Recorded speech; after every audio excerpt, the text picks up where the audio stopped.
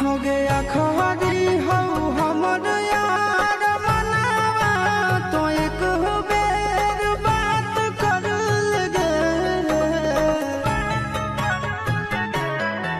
हो गया खरी हो हमर यार मनावा तो एक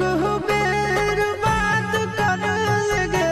हो गे सुना यारवा हो भरती पटनवा में आके मुलाकात कर लेगे आगे सुना यारवा हो भरती पटनवा में आके मुलाकात कर लेगे आगे चली जाइबौ छोड़ी के